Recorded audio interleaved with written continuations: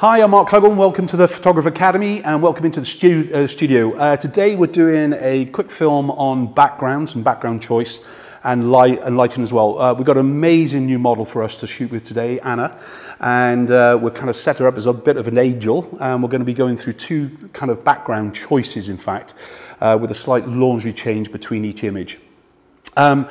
Choosing backgrounds to actually put behind the subject can be either simple as anything, like a white wall, a black background, but when you start to invest into kind of special backgrounds like we are here with the lips, it starts to actually kind of really dominate the kind of the shot, and you've got to make sure it's really right for you and the investment.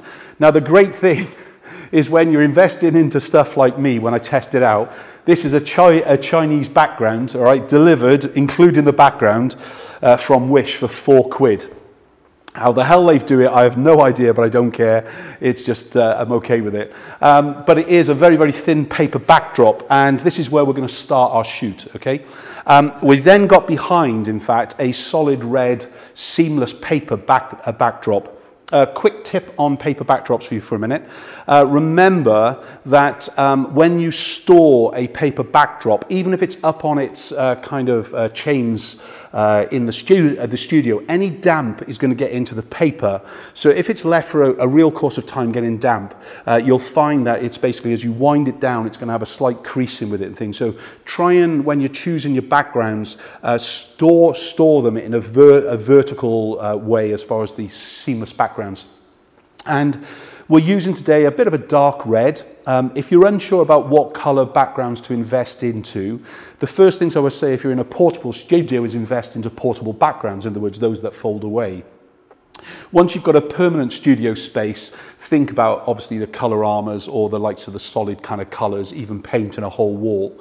But send away or go and collect the likes of the background swatch booklets, because from there they are actually, well, I know the Savages and Color Armor, they're the actual paper swatch that you're actually seeing, so you can accurately tell what color you're buying.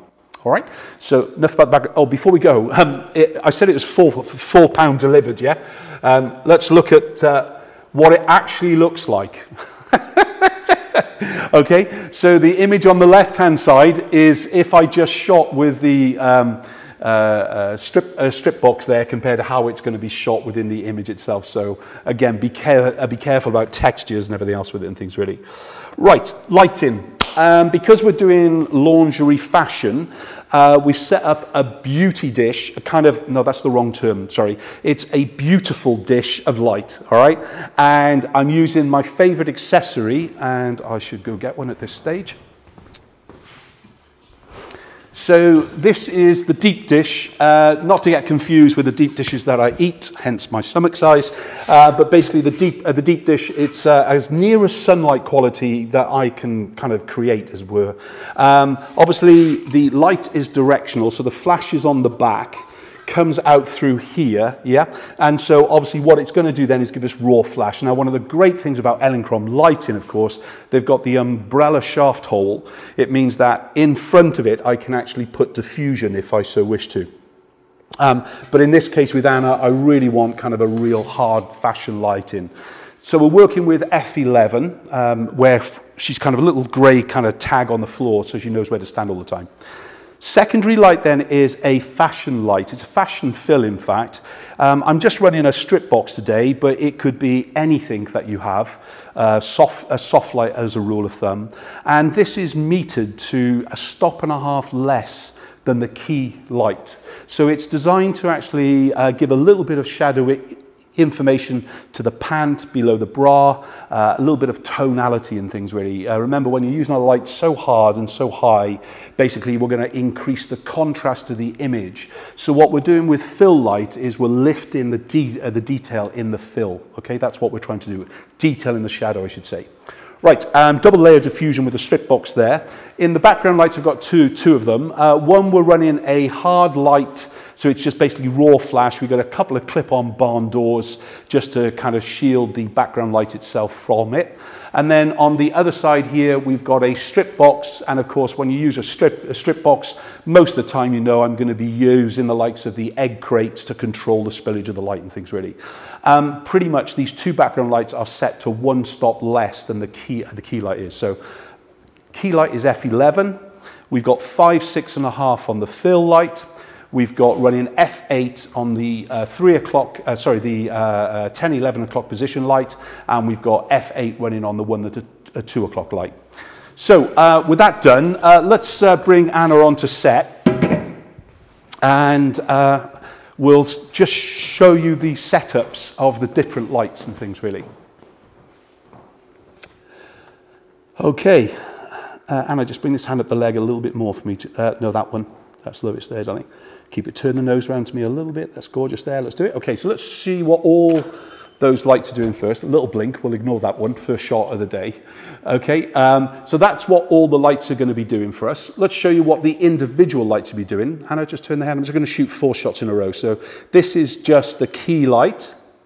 This is the fashion fill from the base. It's going to look more like a horror light when you see it first.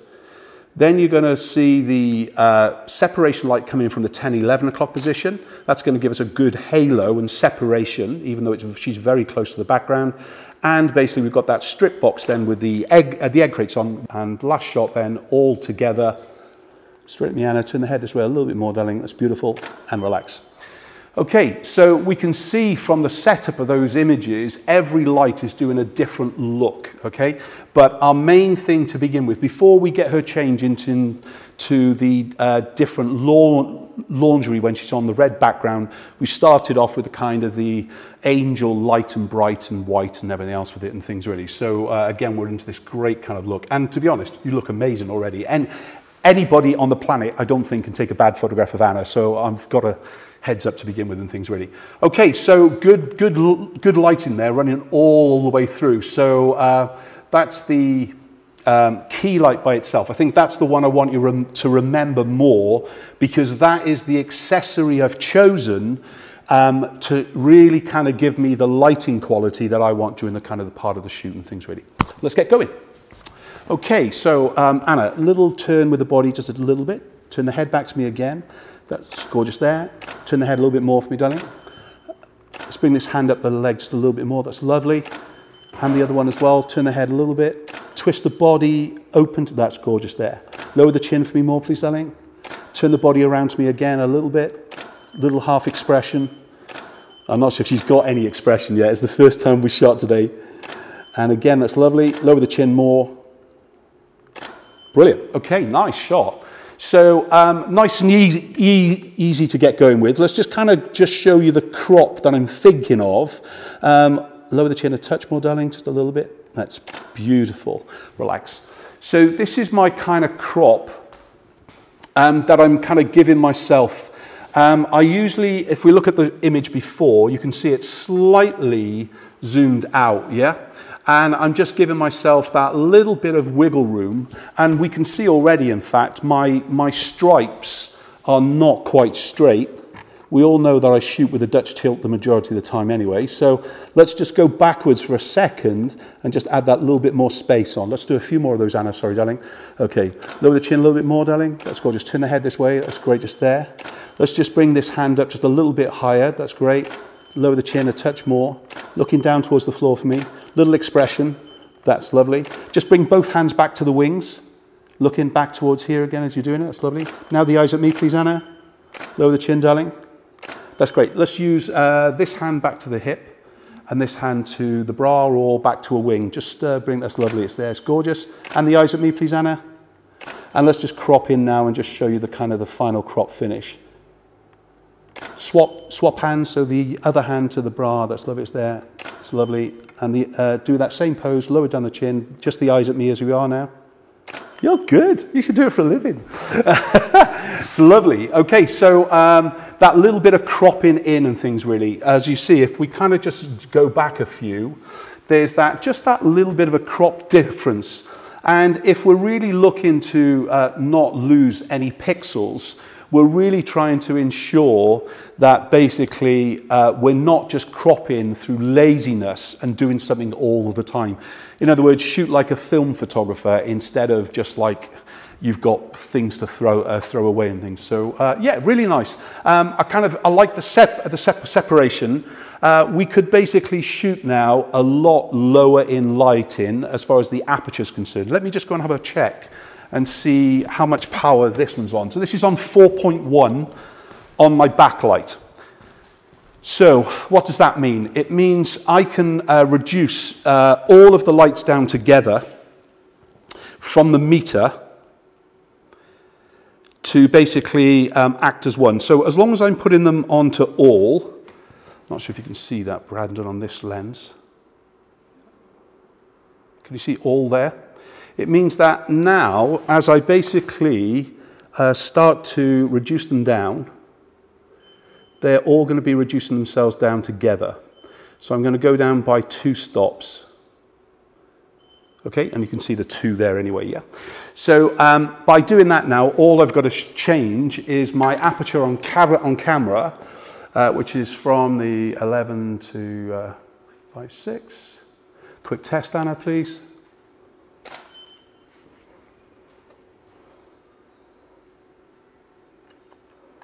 That's great just there, let's do it.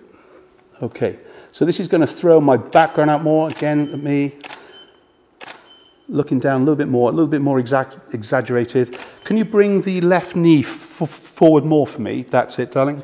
Let's do that, much better. Just the eyes at me now, please, Anna. Over the chin again. It's lovely, excellent. Little half smile. Just bring the one hand to the bra, the other one, in fact, if you don't mind. That's gorgeous, like that. Looking down towards the floor again, darling. Keep it. Just allowing that little bit of space around there. Nice, nice shot. Very well done. So I think we should do a few just without this bottom light on, just so you can see the difference of what the fashion fill is doing, yeah? So if I just switch that one off for a minute. And we'll do the same shot, please, Anna, if we can. So we were looking just off to there, and the eyes were looking down. Hand up towards the hair for me, if we can. It's gorgeous there. Looking down more, darling. Keep it. And relax. So let's see the comparison now of without that fashion fill on. Okey-doke. So let me just bring that one on as well, together. So you can see, if we're looking at the underneath of the bra, we've got good texture going on in here, whereas on the other side, we've got more detail. So because she's in white, we haven't got a huge problem, but if we were in very dark or black, we pretty much rely on a reflector at the front to bounce some of the lighting in to actually kind of really get that dramatic kind of light in as such, really. But you can see what we're doing here. The fill light, as it were, is giving us beautiful detail on the pants on both sides, yes? But when we switch it off, we create more texture, because remember what we are creating all the time as we cross the body with light or any textured surface, we're going to create that texture to come out more and more. So that means if I just go to group 1, which is just the key light itself, and we kind of get that image, relax, and if we do the comparison in all 3 of those,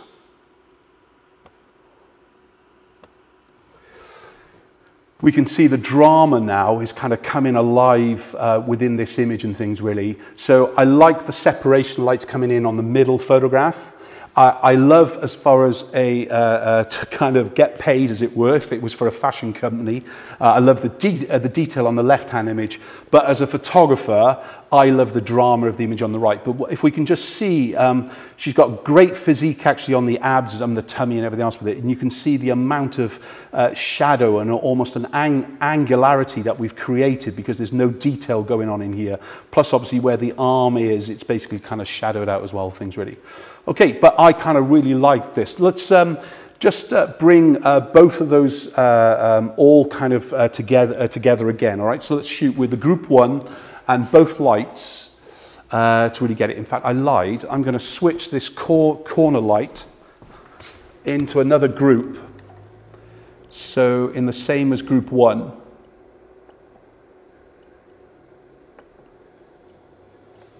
So this allows me now to basically shoot just the two lights together, whereas before I was just shooting with the key light. Let's have a quick test of it. Relax, darling. I loved it when she went straight into pose straight away. What a pro. Keep it there. Okay, so we've got all our lights on the left-hand side, including the fill, yeah. Then we've got our fill switched off, our fashion fill switched off below. Then we've got just our key light number 1, which is that beauty kind of big deep dish, as it were, yeah. And then we've got that dish plus the actual separation light going on in here and things ready.